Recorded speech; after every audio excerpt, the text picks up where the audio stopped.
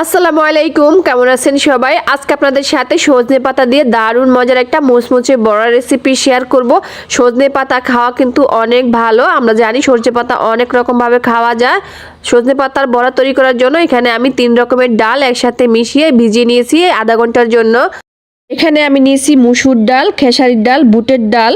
ডালটাকে আমি এখন একটা ব্লেন্ডার জগে নিয়ে নিচ্ছি। আপনারা চাইলে কিন্তু এটা শিলপাটাতে বেটে নিতে পারেন।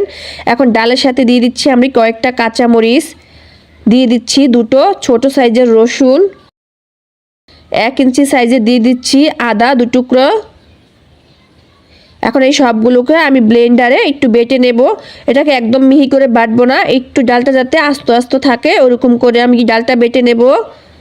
এই যে দেখুন, ডালটা কিন্তু আমি একদম মিহি করিনি, একটু আস্ত দানা দানা আছে ওইরকম করে কিন্তু ডালটা বেটে নিয়েছি।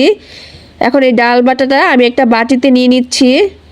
আমি 3 রকমের ডাল নিয়েছি বলে আপনাদেরকে যে 3 রকমের ডাল দিতে হবে এমন কোনো না, আপনারা 1 রকমের ডাল দিয়ে কিন্তু এই বড়াটা তৈরি করতে পারবেন।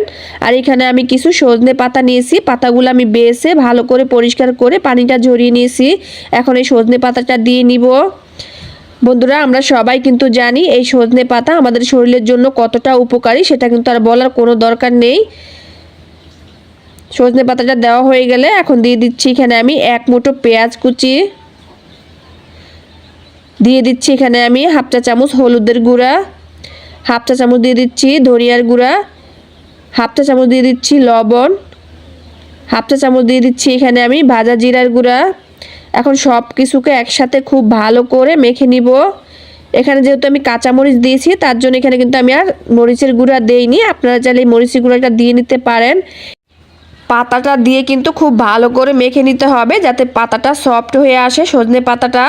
এখন আমরা এর মাঝে দিয়ে দিব শুকনা চাউলের গুঁড়া, তবে আপনারা চাইলে এখানে কিন্তু বেসনও দিতে পারেন বা আটা দিতে পারেন, তবে শুকনা চাউলের গুঁড়া দিলে কিন্তু এই বড়াটা খেতে অনেক বেশি মজা হয়, অনেক ক্রিস্পি হয়। এখন আমি আবারও খুব ভালো করে এটাকে চটকে চটকে মেখে নিচ্ছি যাতে পাতাটা একদম সফট হয়ে আসে। এখানে কিন্তু আমার মাখা হয়ে গেছে। এখন আমরা চুলায় চলে যাব এটা ভাজার জন্য। এখানে আমি পরিমাণ মতো তেল গরম করা বসিয়ে দিয়েছি। এখন আমি সজনে পাতার বড়াটা একটু চ্যাপটা চ্যাপটা করে তৈরি করে তারপরে ভেজে নিচ্ছি। আপনারা চাইলে কিন্তু এটাকে গোল গোল করেও ভেজে নিতে পারেন। এই তো পাতার বড়াটা দিয়ে এখন আমি কিছুক্ষণ অপেক্ষা করব। যখন একটা পাশ একটু লালচে কালার হয়ে আসবে তখন কিন্তু আমি এই বড়াটাকে উল্টে দিচ্ছি। আর এখন কিন্তু চুলার আঁচটা আমি মিডিয়াম আঁচ রেখেছি।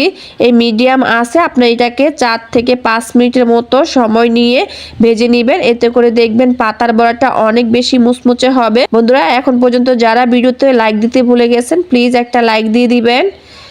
এই সজনে পাতার বড়াটা খেতে যে কত মজা লাগে, আপনারা যদি বাসায় তৈরি না করেন তাহলে কিন্তু বুঝতে পারবেন না আসলে এই বড়াটা খেতে কতটা মজা লাগে।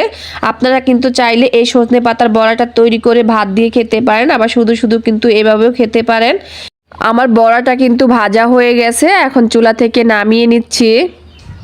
বন্ধুরা, আপনারা কিন্তু বাসায় অবশ্যই এই ঔষধি গুণ সম্পূর্ণ সজনে পাতার বড়াটা অবশ্যই একবার বাসায় ট্রাই করবেন।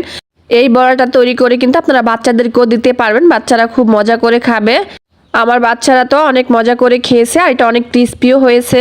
তো বন্ধুরা, এখানে বিদায় নিচ্ছি। সবাই ভালো থাকবেন, নিরাপদে থাকবেন। আল্লাহ হাফেজ।